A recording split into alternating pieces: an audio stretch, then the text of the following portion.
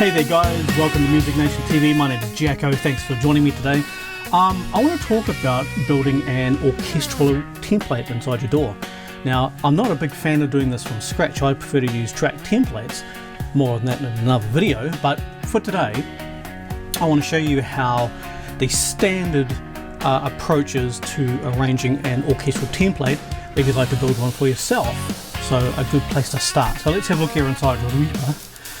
I prefer to use track templates because they are a lot faster and they kind of don't chew up resources. So, but this is an example of the Orchestra by Sonuscore, which is a very nice sample library, but it's got all of the instruments in a typical orchestra that you would run across, and I want to show you the colors and the typical arrangements of these instruments. So if we open up the template, we can now see all of the instruments and their glory.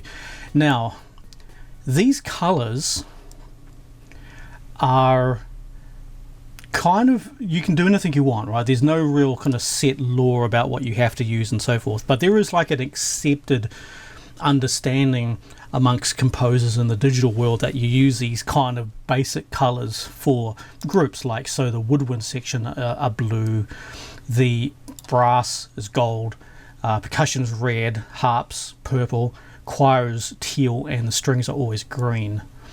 Okay, now the precise colors that I've used, and unfortunately I can't remember where I got this from. I'd love to credit the person, but it came from a forum post about 10 years ago. I think it was on VI Control, and they listed the accepted color hex colors, right? And everyone seemed to agree on it. I've been using it ever since, and this is these colors here, right? So I'll put it on screen now, the hex colors, and down in the description as well, so you can get them for yourself. To change Reaper doesn't use hex colors. Reaper uses RGB, so you just need to find a track and right click on it and choose track color, and then come across to custom track color. And this is this, and then you'll see red, green, blue. This is where you put your RGB numbers, okay, for your custom colors. So again, you do you, because this is only on your computer. No one's ever going to see it, right? So it needs to look good to you. But this is a good starting point, at least. When I get these in here, so you know what everyone else is using, and then kind of move it around for yourself. Like, I find the blues are usually a bit too dark for my liking, so you know, you can change those up a bit or whatever. So it gives you a good starting point. Okay, so let's have a look at the actual structure of the track. Let me just zoom in just a little bit here.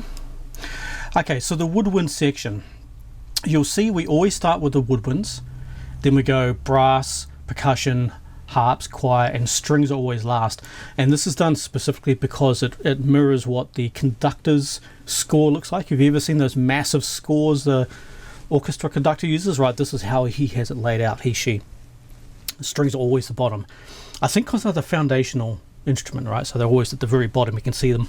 Woodwinds at the very top. Woodwinds tend to be melodic instruments, so hence they're at the very top. So if we would look at the woodwind layout, this is traditionally how it's done. This is not every single instrument you'll ever come across, but this is what you typically find in an orchestra, and it's always, as per all these sections, layered highest to lowest. So piccolo is at the very top, and at the very bottom is a contrabassoon. Piccolo is by far the loudest instrument in the orchestra, and it is the hardest one to control. So I like it being at the very top there, because if there's anything always poking out, it's usually the piccolo, right? So you can see this straight away. Then we come down to the flute section. I've got two flutes in this case. Sometimes there's two flute sections, it depends. Alto flute, which is lower, then you've got the oboe and the English horn, or the cornglass, which is technically the same instrument. I mean, they're not really. I mean, they are completely different instruments, but I mean, sorry to upset all the oboe players out there, but to the untrained ear, the difference between an English horn and an oboe is almost, you know, it's almost the same sound. So hence they kind of counted in the oboe section. Clarinets and the bassoons at the very, very bottom. Again, you do you, but this is how you would typically run across a orchestral template. It would be laid out like this. Always the ensembles and any kind of weird stuff at the very, very bottom. Okay, moving down a bit, the brass section, French horn, again it's the highest, you know, the twirly one, right, that's always the highest instrument. Then trumpets, all the way down to, I don't have them here, but you'd have tubas probably at the very bottom. So yep, highest to lowest. And gold was very nice. Percussion's a weird one because you kind of do anything you like really with percussion, but they generally split into pitched and unpitched. A pitched percussion is usually something like a marimba, xylophone, tubular bells, timpani, things like that, because you know you can tune them to a note.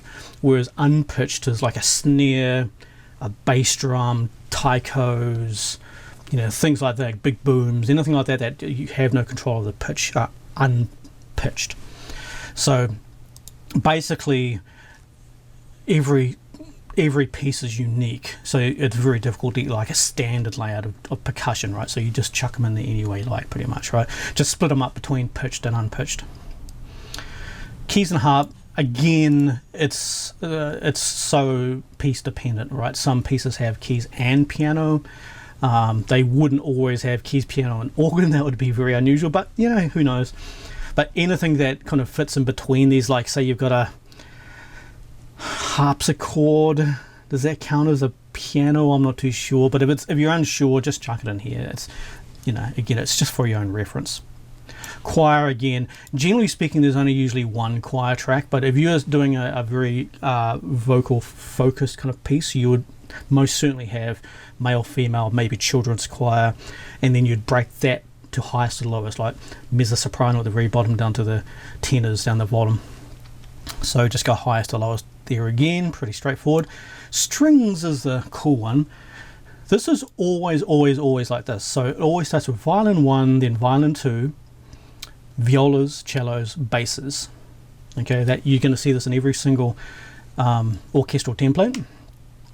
Violin 1 and violin 2 are effectively the same instrument. They're the violins, but they always break them out because you get a lot more control having the two sections here.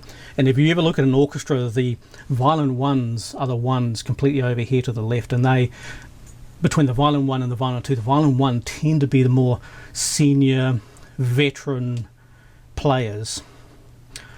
I was going to add in the better players, but not really. I mean, you know, to be in an orchestra, you're amazing, right? They're all amazing, but technically the veteran players will be violin 1s, and violin 2s will be, generally speaking, the new players. You know, they're not as experienced players. I'm trying to be, you know, tactful here, but there's definitely a experience difference. So anytime there's anything like very difficult to play, or usually a melodic or solo line, they usually give it to the violin 1s. Violin 2s just get all the long notes, and it drives them nuts. I know this when I talk to them. Same with the violas. In fact, they hate it too. The violas always just get all the long notes, right? Sometimes violin 2s get some interesting stuff, but anything interesting is always chucked to the violin 1s. Now, it's often you'll run across divisi. Divisi means division or split. So they usually do it with the violins.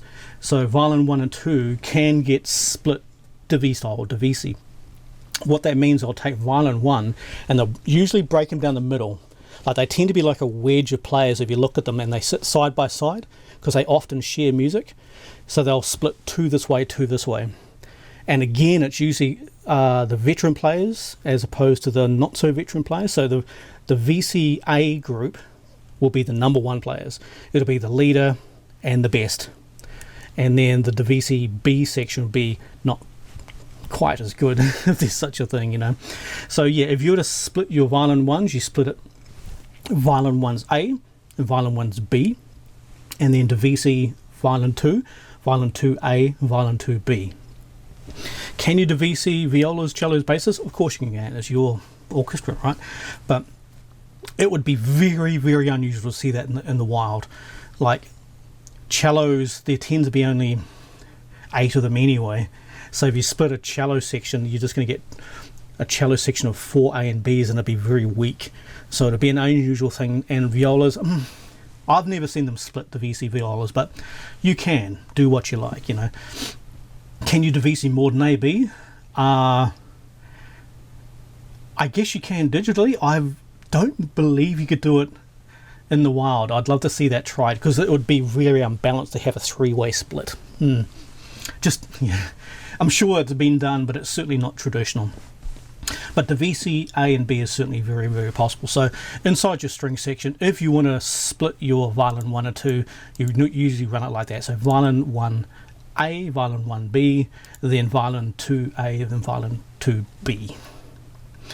But 90% of the time, you just have a straight violin 1 section, straight violin 2 section. Can you put all the violins together? Of course, you can just have violins. Okay, it would be... oh no, it's a thing. You know, that can happen as well, right? So, but often 90% of the time they split it like this: violin 1, violin 2, and then we're down to the ensembles and special effects. So that's kind of it.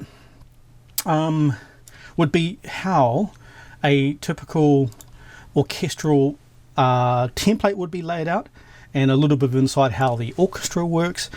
Orchestras are funny things because it depends if they're symphonic, and they have different modern arrangements versus traditional arrangements, and conductors like certain things certain ways. So you're never going to walk into an orchestra and just like everything's exactly the same every time. It's different. Like, so feel free to move things around, you know, like with the way you pan things and the way you have your section set up, and it's up to you. But if you want like a good starting point, this is, you know, how I'd set a template, a basic starting point.